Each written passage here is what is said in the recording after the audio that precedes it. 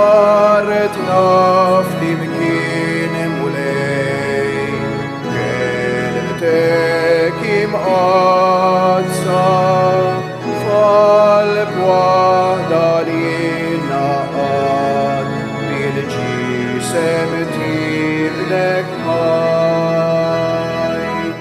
Fejn hemm l-imħabba, fejn hemm il-għaqda, hemm tammarin tulej, hemm jintejx fil-nur.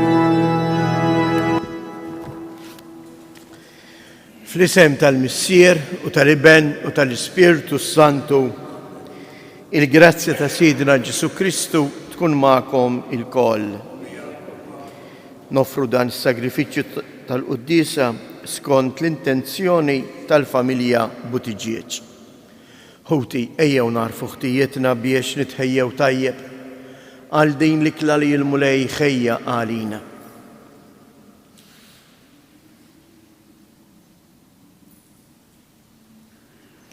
Mulej ħniena, Kristu ħniena, mulej ħniena. Iħenna lina Alla li jista' kollox jaħfrilna dnubietna u jwassalna għal ħajja ta' dejjem. Nitolbu.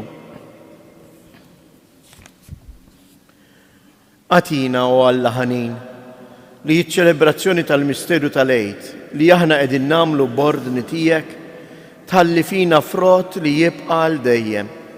Bibnek Ġesu Kristu Sidna li hu Alla u li miegħek jgħix u jsaltan flimkien mal-Ispirtu Santu għal dejjem ta' dejjem.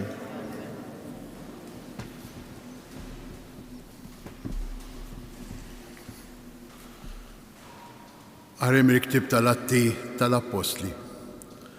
Tlaqna bil-baħar minn Troas u bqajna sejrin lejn Samotraċja u l-għada wasalna Neapoli. Minn hemm morna Filippi li hi l-belt ewlenija tal-provinċja tal-Maċedonja u kolonja Romana. Għadna għal ftit jiem f'din il-belt.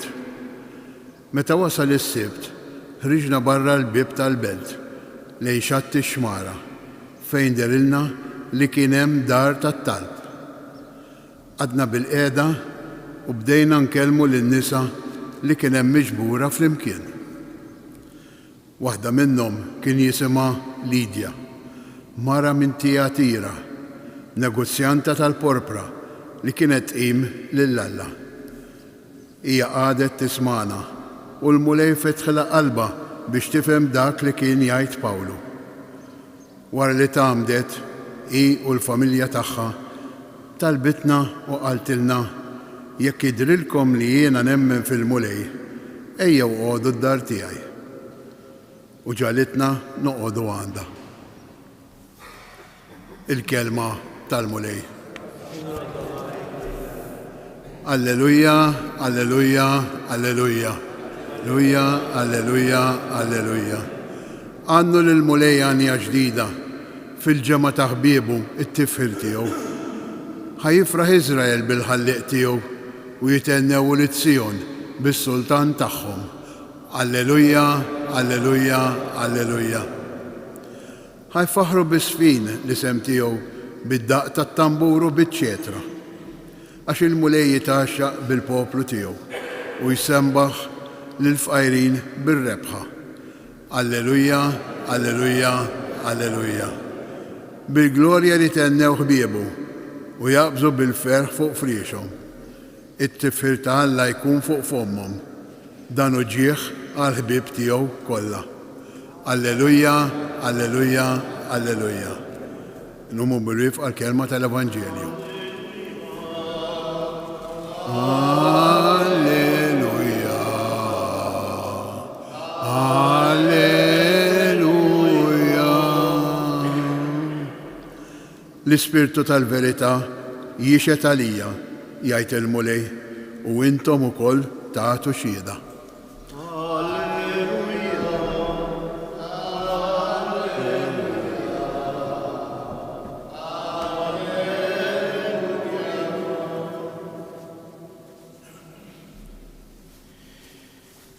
Il-mulej ma'kom.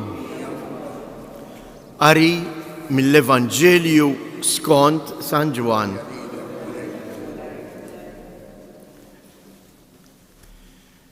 F'dak iż-żmien Ġesu qal lid-dixxipli tiegħu: meta jiġi d-difensur li se nibgħatilkom mingħand il-Missier, l-Ispirtu tal-verità li ġej mill-Missier, huwa jixed għalija.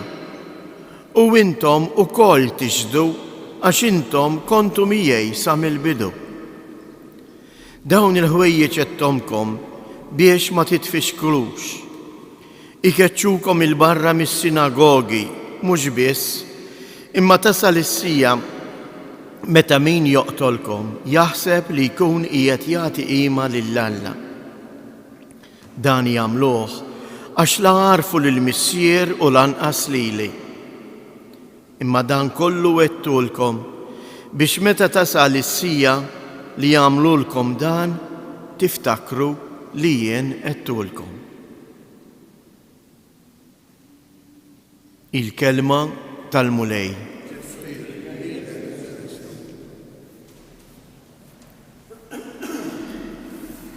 Qegħdin joqorbu iż-żmien fejn iċċelebraw Għid il-50. U allura il-Vanġeli, partikolarment moħdujn dejjem minn San Ġwan, jurjuna lil Ġesu kontinwament iħabbrilna il-min se jagħtina il-weda tiegħu li jibgħat l-Ispirtu Santu.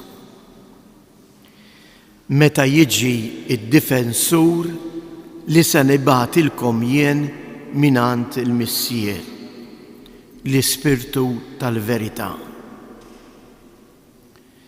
X'tifhmu bil-kelma difensur?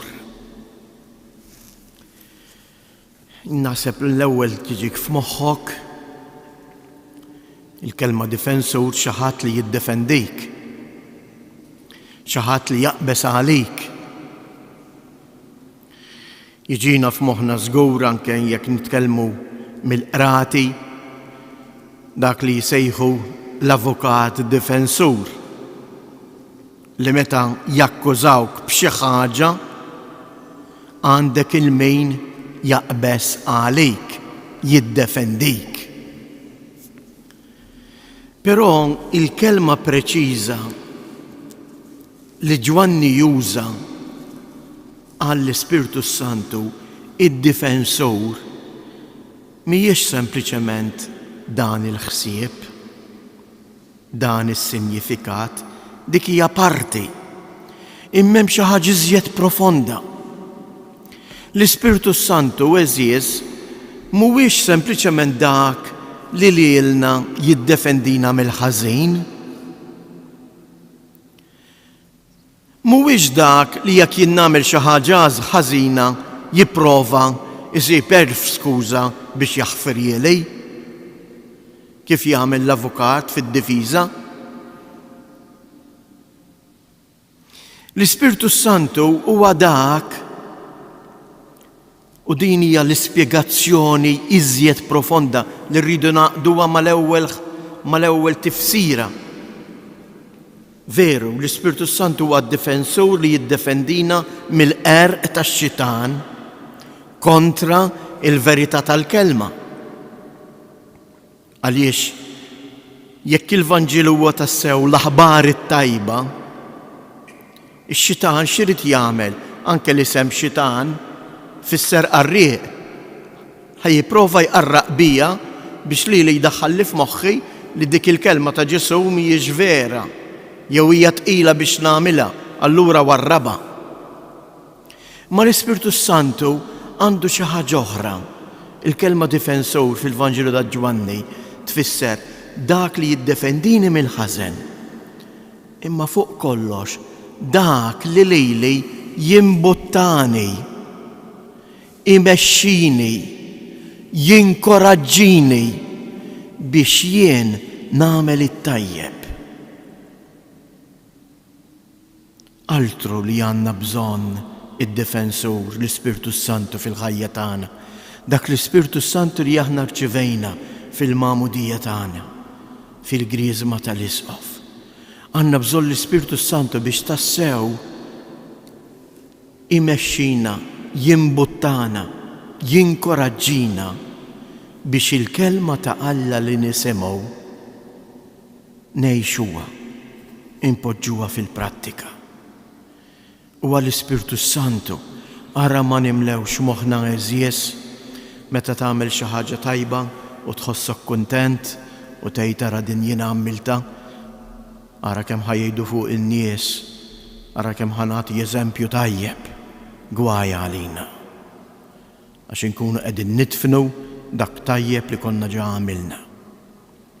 Imma meta tagħmel ħaġa tajba u tintebaħ bija, dur lejn Alla u għidlu grazzi mulej tal-li irnexxieli nwettaqa bil għajnuna bl-inkoraġġament tal-Ispirtu tiegħek.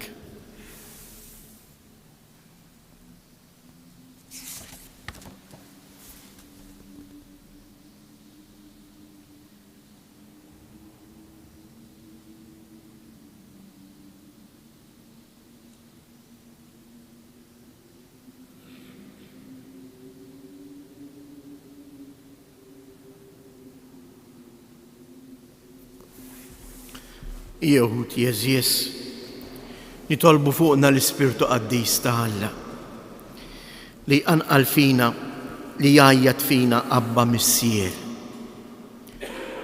Ilqa Missier din it-talba tagħna. Nitolbuk fil-bidu ta' din il-ġimgħa għall-Knisja mqazza tiegħek sabiex tkompli verament twassal il-kelma tiegħek li hija kelma ta' ħajja lill-bnedmin kollha. Nitolbuk mulej għal-mexxejja tal-popli, dawwalhom bil-qawwa tal-Ispirtu, sabiex jgħinhom jaħdmu bla waqfien għal paċi fid-dinja. Nitolbuk mulej, għatina verament id-don tal-Ispirtu tiegħek biex ikompli jagħtina l-qawwa u l-kuraġġ li aħna nimxu warajk u nuru li aħna tiegħek bix-xhieda ta' ħajjitna. Nitolbuk mulej għal morda tagħna, għal dawk il-familji li għaddejjin minn xi problema, minn xi dlam. Ħajkun l-Ispirtu tiegħek li jdawwal il-ħajja tagħhom bil-kelma tiegħek. Fiskiet inresqu it-talbiet tagħna.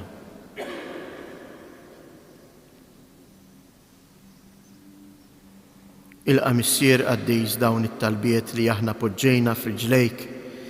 Aħna nafu li inti taf dak kollu li hemm fil-qalb tagħna għax int tħobbna, int tajt ħajtek għalina u għalhekk imlina bl-Ispirtu Qaddis tiegħek. Int li tgħix wis-saltan għal dejjem ta' dejjem.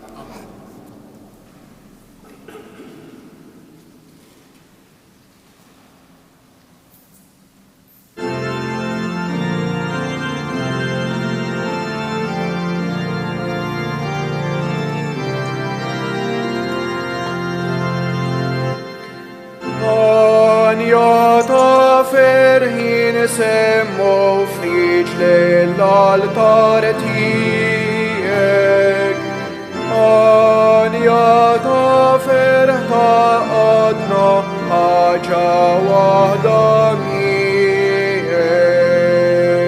Miġbura f'tal-baħir għana ġieli jistħoqlok hawn natur. Birek jaw it-talba taqrub liħom. Itolbu ħuti biex dan is-sagrifiċċju tiegħi tagħkom ikun jogħġob lil Alla l-Missier li jista' kollox.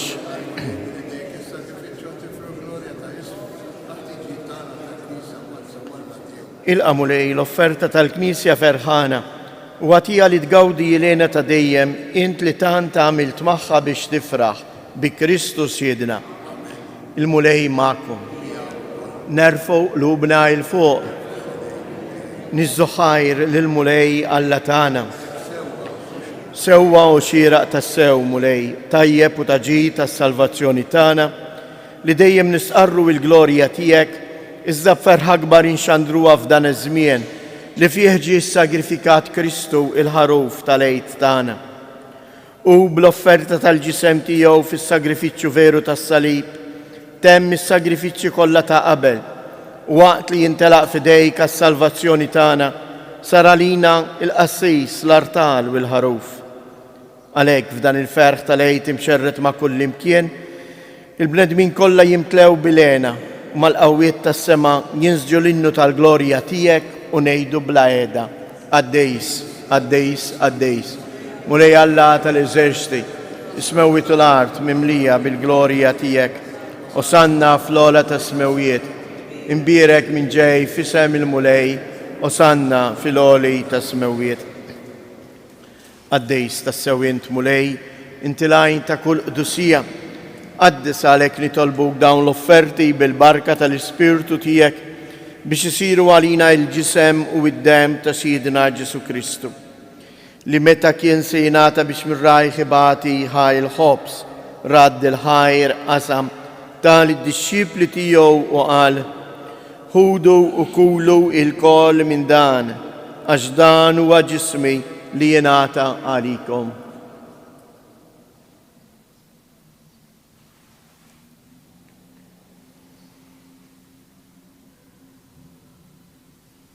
Ekku kol wara li klaħa l-kalċi jirġarad il-ħajr tal id-disċipli tiegħu u qal: ħudu u ixorbu minnu il-kol, għax dan huwa l-kalċi ta' demmi tal-patt ġdid li jibqa' dejjem. Id-dem li jxirret għalikom u għal-bnedmin kollha għal maħfra ta' dnubiet, għamlu dan b'tifkira tiegħi.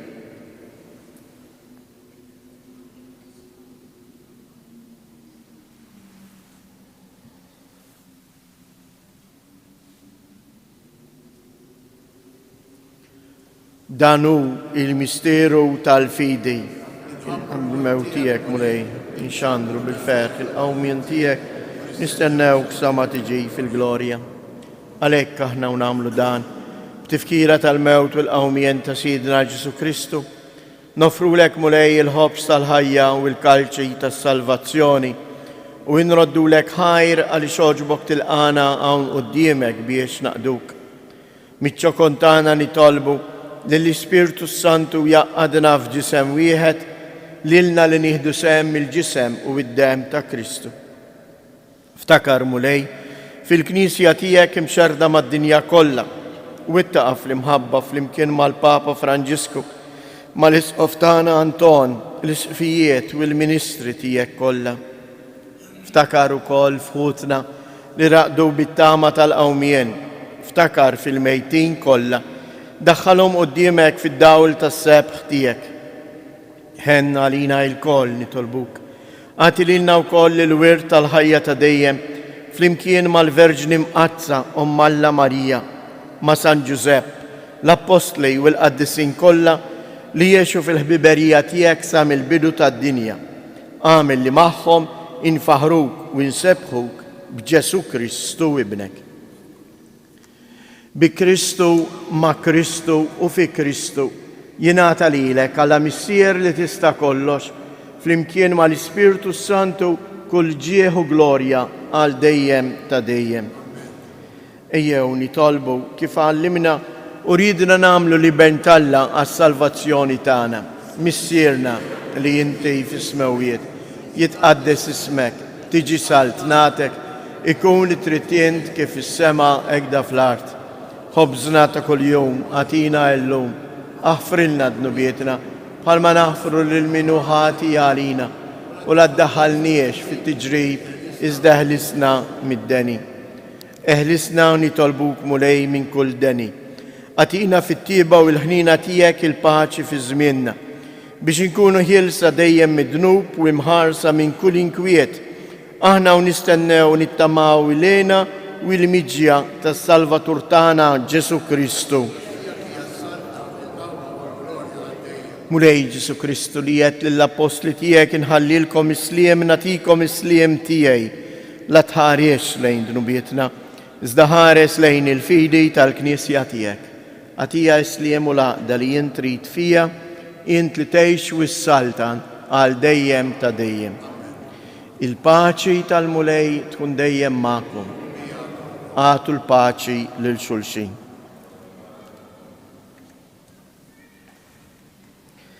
Ħaruf ta' Alla li tneħħi dnubiet tad-dinja ħenna għalina. Ħaruf ta' Alla li tneħħi dnubiet tad-dinja ħenna għalina. Ħaruf ta' Alla li tneħħi dnubiet tad-dinja għatina il-paċi.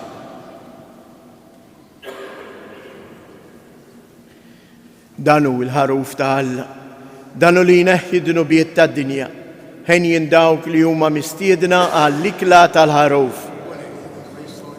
Skoltat is-saf tiegħi, iżdejt kelma waħda, ruħi tkun minn fejn. Il-ġisem ta' Kristu jħarisni.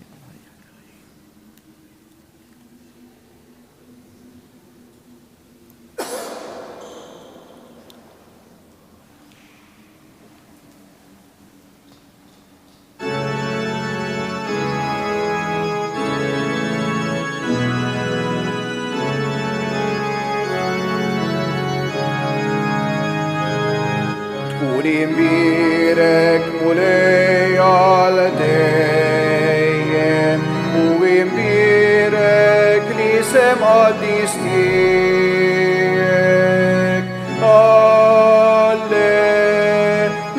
Alleluja, alleluja.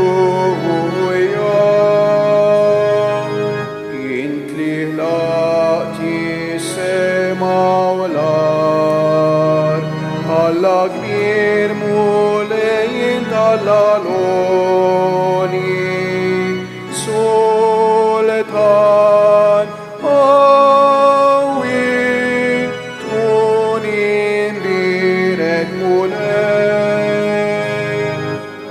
imbirek mulej għal dejjem u imbirek li semqaddis tiegħek.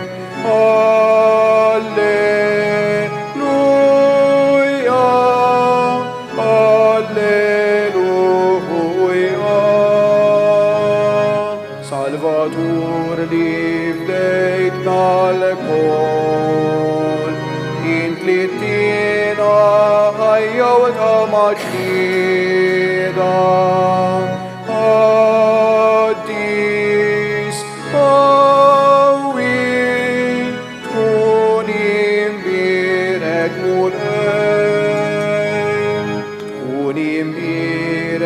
mulej għal dejjem u imbirek li semqaddis tiegħek. Alleluja,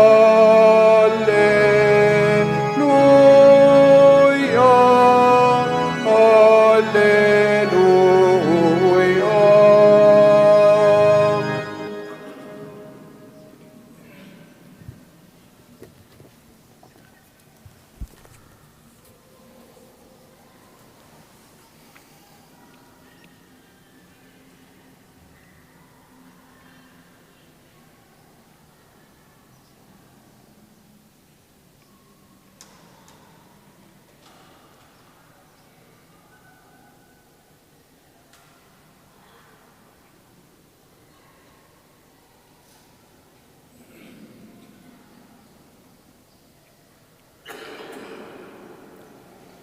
Nitolbu.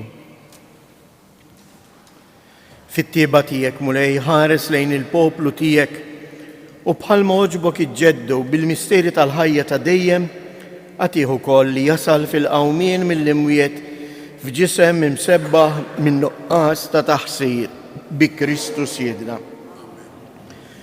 Hekk f'dawn il-żminijiet fil-parroċċi tagħna jibdew isiru it-tqarbina ta' tfal kif ukoll l-amministrazzjoni tal-griżma tal-isqof lill-adolescent tagħna. Iju għalhekk aħna lkoll impoġġu lilhom u l-familji tagħhom taħt il-ħarsa ta' Marija biex bl-għajnuna tagħha huma tassew jikbru fl-għejxien tal-fidi. Slima lik Marija, bil-grazzja mimlija l-mulej miegħek. Imbirka inti fost in-nisa, imbirek il-frott tal-ġuf tiegħek Ġesu.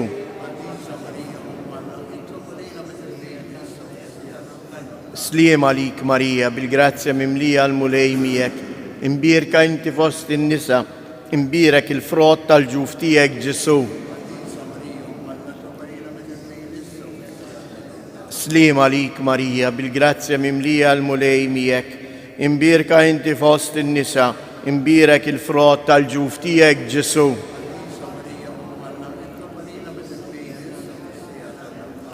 Madonna ta' Pinu, Sultana tal-familja, ħarstek fuqna dejjem żomm. Il-mulej ma'kom.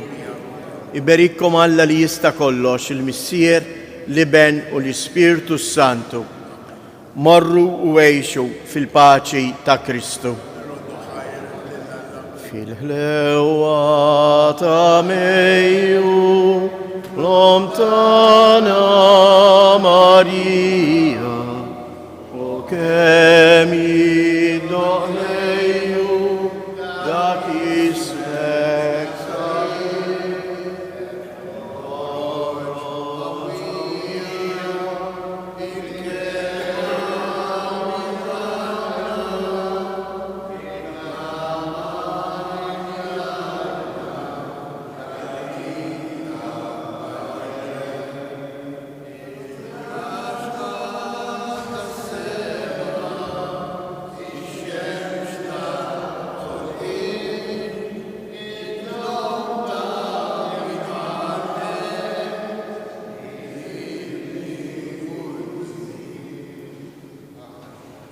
Dejjem